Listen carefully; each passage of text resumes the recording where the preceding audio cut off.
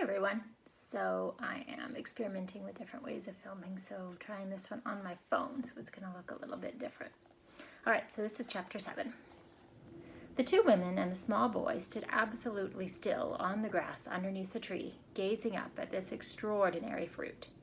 James's little face was glowing with excitement. His eyes were as big and bright as 2 stars. He could see the peach swelling larger and larger as clearly as if it were a balloon being blown up. In half a minute, it was the size of a melon. In another half minute, it was twice as big again. "Just look at it growing," Aunt Spiker cried. "Will it ever stop?" Aunt Sponge shouted, waving her fat arms and starting to dance around in circles.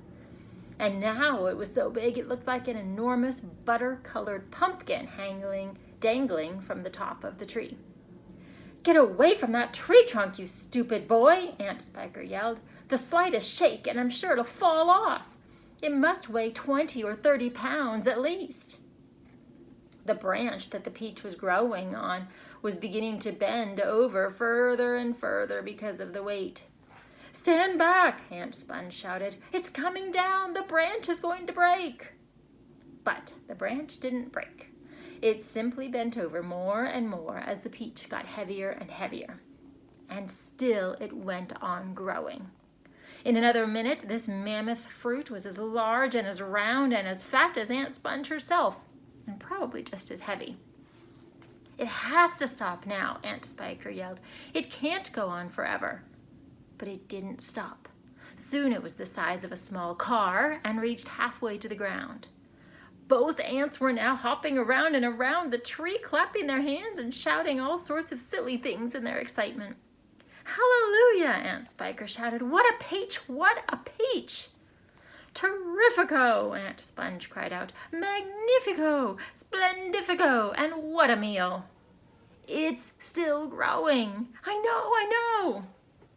As for James, he was so spellbound by the whole thing that he could only stand and stare and murmur quietly to himself, "Oh, isn't it beautiful? It's the most beautiful thing I've ever seen." "Shut up, you little twerp," Aunt Spiker snapped, happening to overhear him. "It is none of your business." "That's right," Aunt Sponge declared. "It's got nothing to do with you whatsoever. Keep out of it." "Look," Aunt Spiker shouted. "It's growing faster than ever now. It's speeding up." "I see it, Spiker. I do. Bigger and bigger grew the peach. Bigger and bigger and bigger. Then at last, when it had become nearly as tall as the tree that it was growing on, as tall and wide, in fact, as a small house, the bottom part of it gently touched the ground, and there it rested. "It can't fall off now," Aunt Spiker shouted. "It's stopped growing," Aunt Spiker cried. "No, it hasn't." "Yes, it has." "It's slowing down, Spiker. It's slowing down, but it hasn't stopped yet. You watch it." Here's a picture of it right before it touched the ground.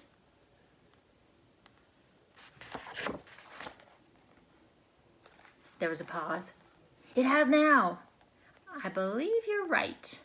Do you think it's safe to touch it?" "I don't know. We'd better be careful." Aunt Sponge and Aunt Spiker began walking slowly around the peach, inspecting it very cautiously from all sides. They were like a couple of hunters who had just shot an elephant and were not quite sure whether it was dead or alive. And the massive round fruit towered over them so high that they looked like midgets from another world beside it. The skin of the peach was very beautiful, a rich buttery yellow with patches of brilliant pink and red.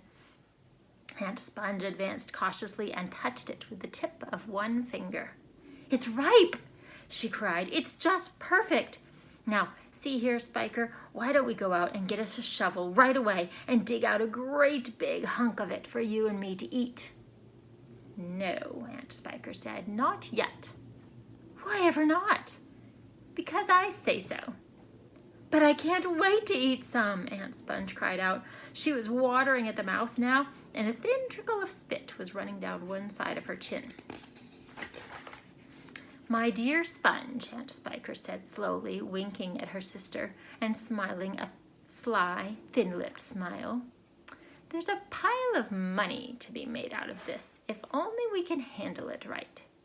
You wait and see.